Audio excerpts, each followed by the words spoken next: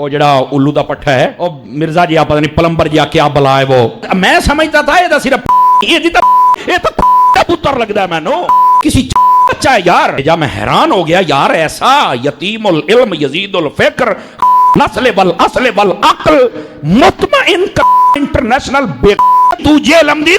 اور پیر غفران صاحب نے بھی کہا تھا سن لو نعرہ غفران دا مرزا جیل میں, اور اس کا جواب نہیں دے بندہ کیا دے گا بتاؤ نا مجھے. تو میں کہتا ہوں اگر یہ بے نہ ہو تو یہ ویسے ہی مر جائے.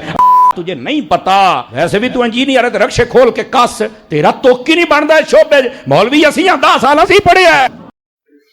داتا حضور کشف المعجوب میں لکھتے ہیں یہ فکرے ان کی زبان سے تب ادا ہوئے جب اس درخت کے نیچے تھے جس کے اوپر میں چڑھا ہوا تھا. آپ فرماتے خدا کی عزت و عظمت کی قسم پورا درخت, اس کی ٹہنیاں, اس کا تنا, اس کی جڑیں بھی سونے کی ہو گئی, سارا سارا ہی سونے کا ہو گیا. حدیث پڑھ کے گمراہ ہو جائیں گے. اوے تم لوگوں نے عزتیں ویل کی ہیں اللہ اور اس کے رسول کے نام کے اوپر, چندے اکٹھے کیے ہیں, جائیدادیں بنائی ہیں, کوئی محنت سے نہیں کمایا تم لوگوں نے, اللہ رسول کے نام کا کھا رہے ہو اور بات یہ کرتے ہو کہ حدیثیں ہمیں سناؤ ہم گمراہ ہو جائیں گے. عزتیں ویل کی اللہ اور اس کے رسول کے نام کے اوپر, سواریاں سوار کی مکے اور مدینے کی آوازیں لگا کر اور پھینک دی جا کے دیوبند میں اور بریلی میں. غدار ہو تم رسول اللہ کے صلی اللہ علیہ وآلہ وسلم, پکے غدار ہو. نبی کے جیسا ہے ہی کوئی نہیں, باپ بیٹے شے ہی کوئی نہیں.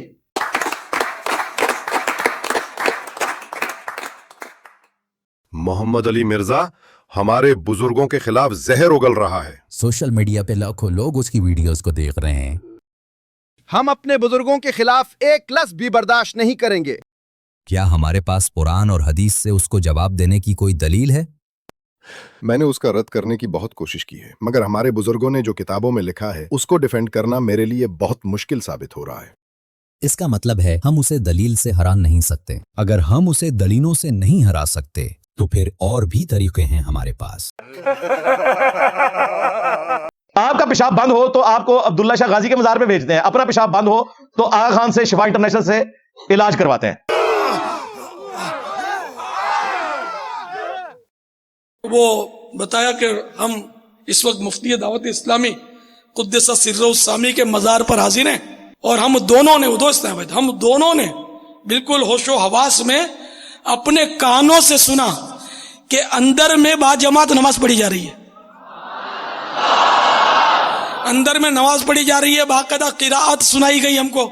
وہ ٹاپ آف دا لسٹ رسول اللہ کا نام لیتے ہیں. وہ کہتے ہیں ہمارے تو حضرت عیسیٰ پہلے ہی بتا کے گئے تھے. ایک تو وہ بڑا دجال آنا نا کانا, اس کو چھوڑ دیں. وہ کہتے ہیں حضرت عیسیٰ نے کہا تھا میرے بعد کئی ایک جھوٹے دعوے نبوت کرنے والے پیدا ہوں گے. انجیل میں جو وہ آیت ہے نا کہ قیامت تک دجال پیدا ہوں گے جو جھوٹے دعوے نبوت کریں گے, نعوذ باللہ. دجال کا ورڈ موجود ہے انجیل کے اندر. کرسچنز اگر ہمارے نبی علیہ السلام کو پیغمبر نہیں مانتے تو الٹیمیٹلی پھر وہ ان کو ایک جھوٹا انسان سمجھتے ہیں جس نے دعوے نبوت کیا, نعوذ باللہ من ذالک. یہ جب کافروں کے ریفرنس سے بھی آپ کو بات کریں تو کہتے ہیں انہیں کٹیا نے. محمد علی مرزا نے نبی پاک کی گستاخی کی ہے.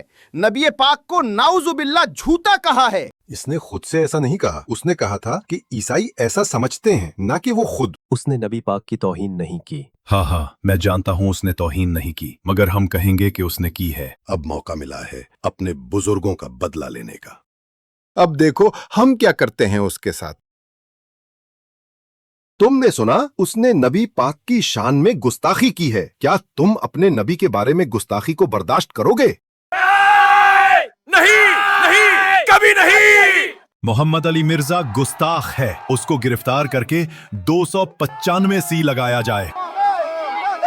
انجینئر محمد علی مرزا صاحب کو گرفتار کر لیا گیا اور انہیں جیل منتقل کر دیا گیا. دیکھیں جتنی مرضی مخالفت ہو یا جو مرضی ہو بات ٹھیک کرنی چاہیے. انجینئر محمد علی مرزا کے ساتھ مجھے ایسا لگتا ہے کہ زیادتی ہو رہی. تو اب مولوی جو ہے نا وہ انجینئر محمد علی مرزا کے خلاف اپنا سکور سیٹل کرنا چاہ رہے ہیں ایسا لگتا ہے. انجینئر محمد علی مرزا کو آپ کچھ بھی کہیں لیکن آپ انہیں گستاخی رسول کیسے کہہ سکتے ہیں؟ انجینئر محمد علی مرزا نے جو ہے وہ گستاخی رسول نہیں کی صلی اللہ علیہ وآلہ وسلم, اور یہ ان سے سکور سیٹل کرنے کے چکر میں کچھ مولوی جو ہیں وہ ایک عجیب و غریب طریقہ اختیار کر رہے ہیں. لہذا یہاں پہ ریاست کو ہوش کے ناخن لینے چاہیے, انجینئر صاحب کی حفاظت کا بھی بندوبست کرنا چاہیے اور ان چیزوں کو بھی روکنا چاہیے جو نفرت پھیلاتی ہیں, اور یہ رستہ بھی بند ہونا چاہیے.